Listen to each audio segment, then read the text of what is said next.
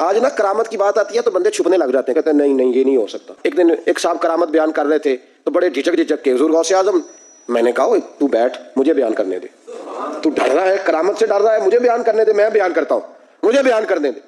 ملا علی قاری علیہ رحمہ نے لکھا ہے، دیگر بہت سارے لوگوں نے لکھا ہے، غوث اعظم خطبہ دے رہے تھے، تقریر کر رہے تھے، اچانک ہاتھ آگے بڑھایا تو یہاں تک ہاتھ بھیگ گیا غوث اعظم کا۔ ہاں کھول کے دیکھیں، کھول کے بات کر رہا ہوں، ہاتھ یہاں تک بھیگ گیا۔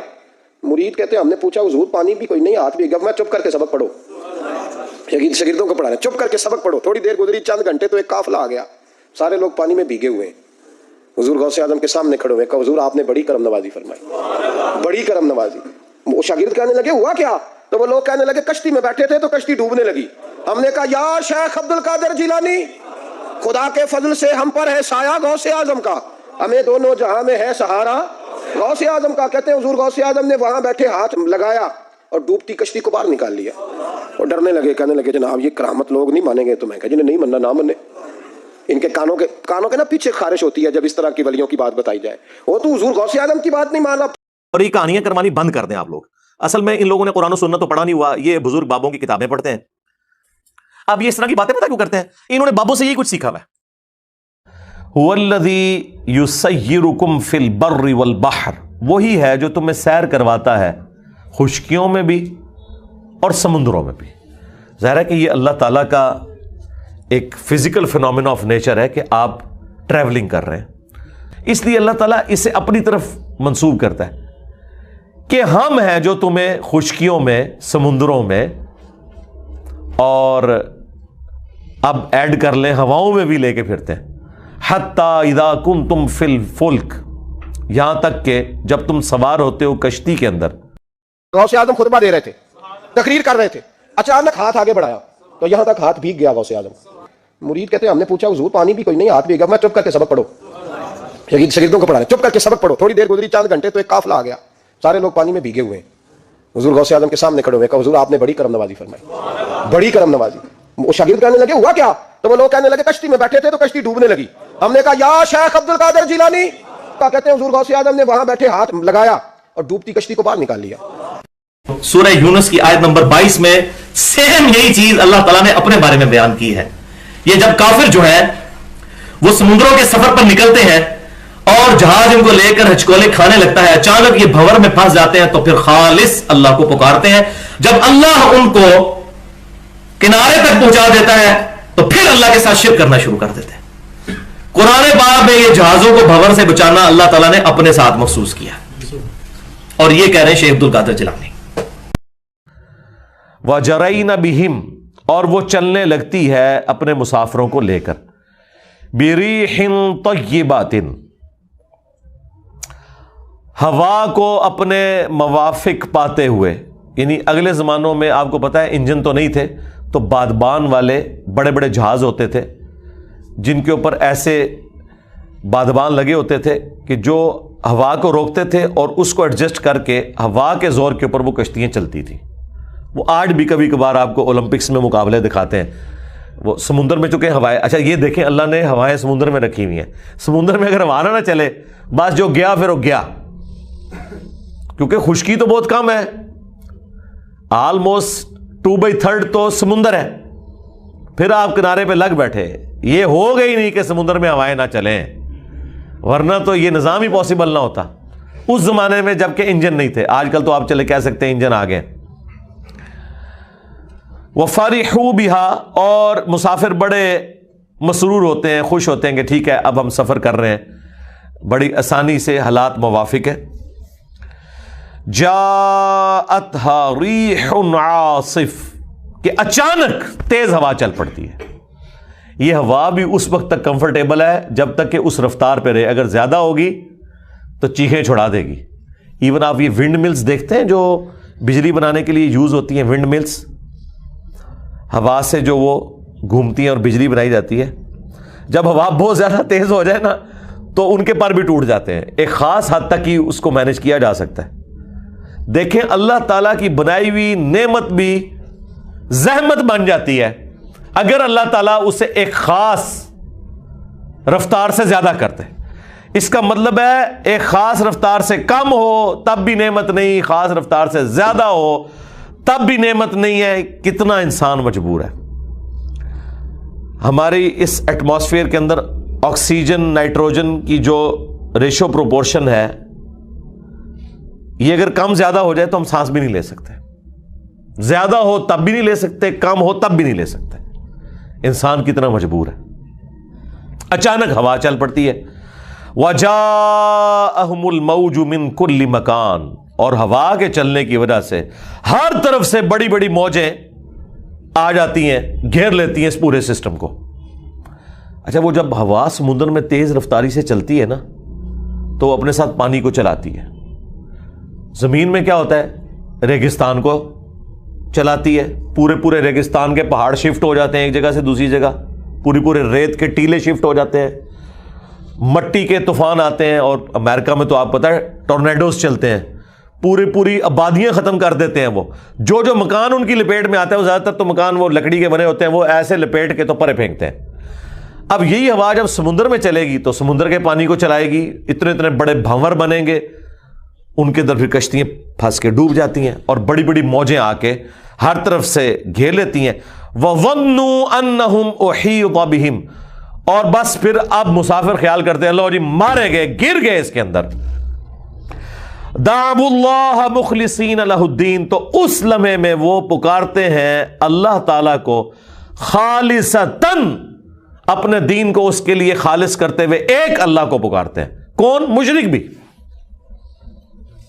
اس وقت لات منات عزا یہ سارے بت بھی ان سے جاتے رہتے ہیں. اکیلے اللہ کو پکارتے ہیں اور کیا کہتے ہیں؟ لَإِنْ أَنْجَيْتَنَا مِنْ هَذِهِ، کہ اگر تو نے ہمیں بچا لیا اس مصیبت سے، اس طوفان سے، لَنَكُونَنَّ مِنَ الشَّاكِرِينَ، تو ہم یقیناً تیرے شکر گزار بندے بن جائیں گے. بس ایک چانس اللہ تعالیٰ دے دے ہمیں. اور وہاں پہ دوسری ہستیاں ان سے جاتی رہتی ہیں، وہ آگے ذکر آ جائے گا. یا اللہ ایک دفعہ ہمیں بچا لے، ہم تیرے شکر گزار بندے بنیں گے. شکر گزاری کیا ہے؟ کہ ایک اللہ کے ماننے والے بن جاؤ. توحید سے بڑی کوئی شکر گزاری نہیں ہے کہ اس اللہ کو ہی اپنا معبود مانو، اسی کو مشکل کشا حاجت روا مانو جس نے تمہیں یہ ساری نعمتیں دی ہیں، اور جب مصیبت میں گھرتے ہو اسے پکارتے ہو تو وہی مصیبت دور کرتا ہے اور کوئی نہیں دور کر سکتا. فَلَمَّا أَنْجَاهُمْ، بس جب ہم انہیں نجات دے دیتے ہیں، اذا ہم یبغون فی الارض، تو پھر وہ زمین میں سرکشی کرنا شروع کر دیتے ہیں. بغیر الحق، نہ حق. اب اللہ تعالیٰ اس کے جواب میں کہہ رہا ہے یا ایھا الناس، اے لوگو، انما بغیکم علی انفسکم، تمہاری یہ جو بغاوت ہے نا اس کا وبال تم پر ہوگا. اللہ کو کوئی فرق نہیں پڑتا. پوری کائنات اللہ تعالیٰ کی باغی ہو کے مشرک ہو کے مر جائے نا، اللہ کی توحید میں کوئی فرق نہیں آ سکتا. متاع الحیات الدنیا، ٹھیک ہے یہ دنیا کا متاع ہے، اس سے لطف اندوز ہو جاؤ، کتنی دیر زندہ رہو گے. ثم الینا مرجعکم، اس کے بعد تمہیں مر کے ہماری طرف ہی تو لوٹنا ہے. فننبئکم بما کنتم تعملون، پھر ہم تمہیں بتا دیں گے جو کچھ تم دنیا میں اعمال کیا کرتے تھے. دنیا میں ڈھیل مل بھی جائے، آخرت میں تو پکڑ ہو جائے گی. انہی آیات کے کانٹیکسٹ میں سنن نسائی کے اندر وہ واقعہ ہے اکرمہ بن ابی جہل کا. یہ ان چند لوگوں میں سے تھے جن کے بارے میں حکم دیا گیا تھا کہ غلاف کعبہ میں بھی چھپے ہوئے ہونا تو قتل کر دینا، کیونکہ فتح مکہ کے موقع پر چند لوگ جنہوں نے اس وقت بھی جنگ کرنے کی کوشش کی، ان میں سے اکرمہ تھا. اس کو اپنے باپ کا غم بھی بہت تھا، ابو جہل کا بیٹا تھا. چونکہ دھمکی آئی تھی سورہ توبہ میں، یا تو سرزمین عرب چھوڑ کے چلے جاؤ 4 مہینے کے اندر، یا اسلام قبول کر لو، ادروائز عذاب استیصال آئے گا. ظاہر ہے تم نے رسول کا انکار کیا ہے تو الٹیمیٹلی اللہ کی طرف سے عذاب تو آنا ہے. تو یہ بھی پھر اپنی جان بچا کے سمندری سفر میں نکل گیا. اب جب نکلا تو وہی ہوا جو کچھ سورہ یونس کے اندر آیا کہ موجوں نے ہر طرف سے گھیر لیا. تو وہ مشرکین عرب جو رسول اللہ کے ساتھ جھگڑا کرتے تھے ایک خدا کے حاجت روا اور مشکل کشا ہونے پر، آج نا کرامت کی بات آتی ہے تو بندے چھپنے لگ جاتے ہیں, کہتے ہیں نہیں نہیں یہ نہیں ہو سکتا. ایک دن ایک صاحب کرامت بیان کر رہے تھے تو بڑے جھجک جھجک کے حضور غوث اعظم, میں نے کہا تو بیٹھ مجھے بیان کرنے دے, تو ڈر رہا ہے کرامت سے ڈر رہا ہے, مجھے بیان کرنے دے, میں بیان کرتا ہوں, مجھے بیان کرنے دے. ملا علی قاری علیہ رحمہ نے لکھا ہے, دیگر بہت سارے لوگوں نے لکھا ہے, غوث اعظم خطبہ دے رہے تھے, تقریر کر رہے تھے, اچانک ہاتھ آگے بڑھایا تو یہاں تک ہاتھ بھیگ گیا غوث اعظم کا. ہاں کھول کے دیکھے, کھول کے بات کر رہا ہوں, ہاتھ یہاں تک بھیگ گیا. مرید کہتے ہم نے پوچھا حضور پانی بھی کوئی نہیں, ہاتھ بھیگ گیا. میں چپ کر کے سبق پڑھو, شاگردوں کو پڑھا رہے, چپ کر کے سبق پڑھو. تھوڑی دیر گزری, چند گھنٹے تو ایک قافلہ آ گیا, سارے لوگ پانی میں بھیگے ہوئے ہیں. حضور غوث اعظم کے سامنے کھڑے ہوئے, کہا حضور آپ نے بڑی کرم نوازی فرمائی, بڑی کرم نوازی. وہ شاگرد کہنے لگے ہوا کیا؟ تو وہ لوگ کہنے لگے کشتی میں بیٹھے تھے تو کشتی ڈوبنے لگی. ہم نے کہا یا شیخ عبد القادر جیلانی, خدا کے فضل سے ہم پر ہے سایہ غوث اعظم کا, ہمیں دونوں جہاں میں ہے سہارا غوث اعظم کا. کہتے ہیں حضور غوث اعظم نے وہاں بیٹھے ہاتھ لگایا اور ڈوبتی کشتی کو باہر نکال لیا. اور ڈرنے لگے, کہنے لگے جناب یہ کرامت لوگ نہیں مانیں گے. تو میں کہا جنہیں نہیں ماننا نہ مانے. ان کے کانوں کے نا پیچھے خارش ہوتی ہے جب اس طرح کی ولیوں کی بات بتائی جائے. وہ تو حضور غوث اعظم کی بات نہیں مان رہا. اور بتوں کو ساتھ شریک کیا کرتے تھے, وہ بھی اکیلے اللہ کو پکارنا شروع ہو گئے. اچھا اس وقت اکرمہ کو کلک کر گئی یہ بات, باقیوں کو کوئی نہیں کی ہے. جس طرح یہاں پہ بھی ہم ہزار بندوں کے سامنے ایاک نعبد و ایاک نستعین پڑھے, جن کی قسمت میں ہدایت لکھی ہے انہیں کو ہدایت ملنی ہے. اکرمہ کو یہ بات کلک کر گئی. اس نے باقیوں سے کہا کہ یہاں بتوں کو کیوں نہیں پکارتے ہو؟ انہوں نے کہا بت کو نہیں کام آتے, اے بزرگوں تو اتنے دی شاید ہے, اے جڑی ہوں بلا آئی ہے نا, اے بزرگوں تو اتنے دا کام ہے, یہاں صرف اللہ ہی کام آتا ہے. وہاں پھر انہوں نے دل میں نیت کی اور اللہ کو گڑ گڑا کے پکارا کہ اے اللہ اگر تو نے مجھے نجات دے دی اس تکلیف سے تو میں تجھ سے وعدہ کرتا ہوں کہ تیرے نبی کے ہاتھوں میں ہاتھ دے کے اسلام قبول کر لوں گا. حقیقت کھل گئی, پوری زندگی نہیں کھلی. اپنے باپ کا بدلہ لینا چاہتے تھے, بس اللہ نے نجات دے دی. خشکی پہ پہنچے, چھپ چھپا کے حضور کی بارگاہ میں آئے, کلمہ پڑھ کے مسلمان ہو گئے. اچھا حضور نے بھی معافی دے دی صلی اللہ علیہ وآلہ وسلم.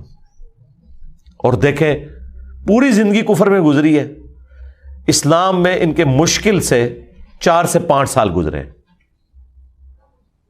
کیونکہ جنگ یرموک میں یہ 13 ہجری کے اندر شہید ہو گئے. حضرت ابوبکر صدیق رضی اللہ تعالیٰ عنہ کا جو دور خلافت تھا وہ بالکل اینڈ پہ تھا, یا حضرت عمر کا دور خلافت شروع ہو چکا تھا, کیونکہ چھوٹی چھوٹی بیٹل فیلڈز ہو رہی تھی. تو عین میدان جنگ میں حضرت ابوبکر صدیق کی وفات کی خبر بھی آئی, جو ابو عبیدہ نے چھپا لی کیونکہ موریل ڈاؤن ہو سکتا تھا. اور اسی جنگ کے اندر 13 ہجری میں 8 ہجری میں فتح مکہ ہوا ہے, اور اس کے بعد انہوں نے اسلام قبول کیا. چلیں 8 میں بھی کیا ہو تو بمشکل 5 سال اسلام میں گزارے ہیں, اور شہادت کی موت مر گئے. پوری زندگی رسول اللہ کے مخالف, اور سب سے بڑھ کر باپ امت کا فرعون ہے اور بیٹا ہے اکرمہ بن ابی جہل رضی اللہ تعالیٰ عنہ. یہ ہے قسمت, یہ ہے اللہ تعالیٰ کی بانٹ کہ کسی کو ہدایت مل جائے. تو یہ واقعہ سنن نسائی کے اندر موجود ہے, اور سورہ یونس کی ان آیات کے حوالے سے مفسرین کوٹ کرتے آئے ہیں تاکہ پتہ چلے کہ اس امت میں بھی اس واقعے کی برکات نظر آئی ہیں کہ اگر کوئی شخص پکارنے والا ہو نا, تو وہ جب اپنی ایکسٹریم تکلیف میں ہوتا ہے تو پھر اللہ ہی کو پکارتا ہے, پھر اسے کوئی اور نظر نہیں آتا. سیدھی سی بات ہے.